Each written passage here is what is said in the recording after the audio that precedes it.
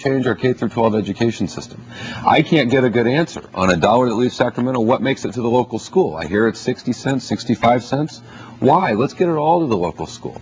Let's talk about how the state receives and spends money. Let's talk about doing things that 20, 30, 40 years from now, people will look back and say that was bold, visionary reform that righted the ship of California. If the governor will do that, a lot of us are stand willing and able to work with him. Ron, doesn't it all boil down to the budget, though? And on the 10th, he is going to unveil during his State of the State address what that budget will be.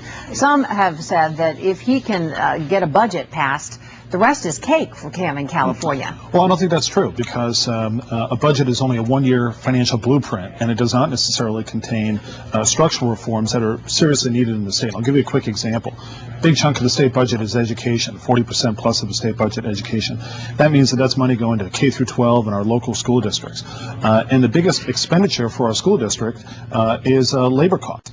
But yet, our local school boards have to negotiate these collective bargaining agreements with one hand tied behind their back, because it's state law that governs that process, and it is completely tilted in favor of labor unions. If Jerry Brown is serious about turning more control over to local communities and our locally elected school boards, how about we level that playing field when it comes to collective bargaining? I doubt he'll do that, because his labor union buddies won't allow that to happen, but that is the type of bold reform that this governor could actually do if he were serious. Give those local school boards the power to negotiate collective bargaining agreements that make sense. And if you're interested to know where your tax dollars are going, on Monday morning, call your local school district, ask for a copy of their collective bargaining agreement, and then take a look at the pay and benefits that are negotiated in that bargaining agreement, and compare it to your own or any private sector employer, and you're going to know right then and there where the problem is in terms of so much of the waste and the inefficiency in our state government. It is the theme that keeps coming up, Jess, and it's the big elephant in the room, pension reform. How much is Governor Brown going to be able to do, or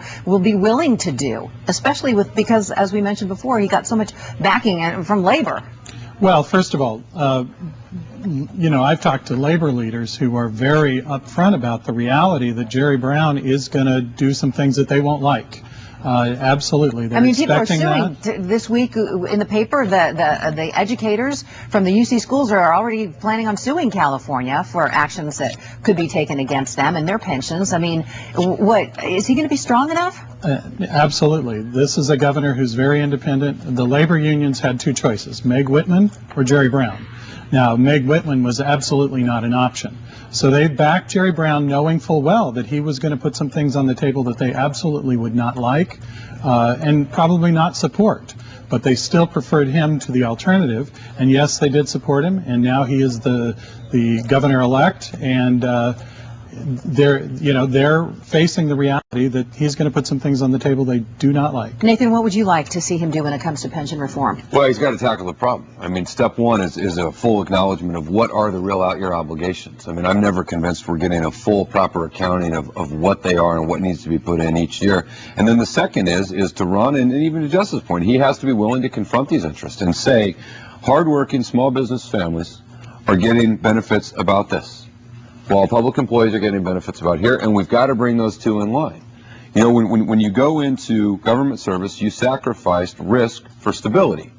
And so on the reward side, it has to be equaled out. And I think we've got to bring the pay and the benefits back in line with what normal, everyday folks are experiencing. And if Governor Brown's willing to tackle that problem, here, once again, a lot of us stand ready and able and willing to work with him. How hopeful are you that he will tackle that problem, Ron? And if he does not, is he going to be a one-term governor? Well, I think that if the governor doesn't tackle these long-term structural problems, then he will be a one-term governor, because by year four more years without reform, it's going to have the state in an even worse position than we have right now. It looks, too much already like we're trying to emulate Greece as much as we possibly can. But this pension problem really is at the heart of it. It's not just with state employees, it's with school district and local governments as well. This is a massive problem. When you have a librarian in the city of San Diego making $227,000 a year in their pension, Americans look at that and say, government has just become a wealth transfer mechanism for one group of people, the taxpayers, to another group of people, and that is the unionized government employees. And it is unsustainable in the long term. He needs to tackle that up front, or else he's going to have only problems that have compounded over the course of a couple of years.